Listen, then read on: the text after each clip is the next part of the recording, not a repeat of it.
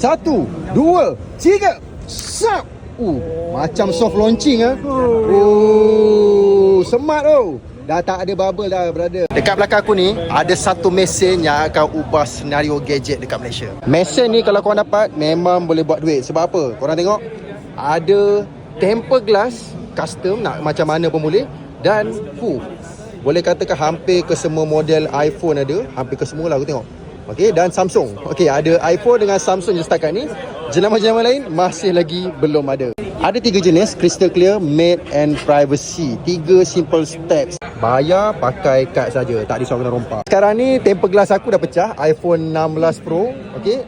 Standard tempered glass, matte pun ada, privacy. Okay, kita ambil standard lah. Apa tu? 49 yen. Check payment. Yuan. Yen pula. Tu Jepun lah. Bayaran ada macam-macam dekat sini. Tak terus tempered glass lama, kita nak tengok dia siap pasang tau. Kan kita nak tukar tempered glass, tengok payment dah complete, please remove all screen protector. Wih, dah berangin dah. Dah berangin jom. Dia suruh masukkan screen up. Macam ni kan? Macam ni. Selamat tinggal iPhone 16 Pro. Dah masuk dalam dah. Bye bye. Okey, mesin dah tutup. Okey, sekarang dia tengah prepare. Dia tengah cuci dulu babe. Tapi tak nampak proses ni. Ke yang ni? Bukan kot.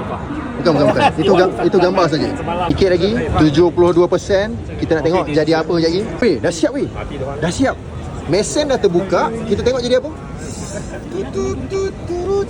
Ush. Wow. So, ini ada kena buka apa-apa ke? Ni macam ada plastik ni. Dah sedia. Okey. Dia ada plastik atas dia. Okey. Tarik. 1, 2, 3. Sap. Macam soft launching smart Dah tak ada bubble dah, brother. Tak ada isu bubble dah. So, tempered glass lepas ni pakai mesin. Aku dah tunjuk demo tadi. Apa pendapat korang? Baik beli mesin ni ke ataupun baik beli tempered glass? Komen ramai-ramai.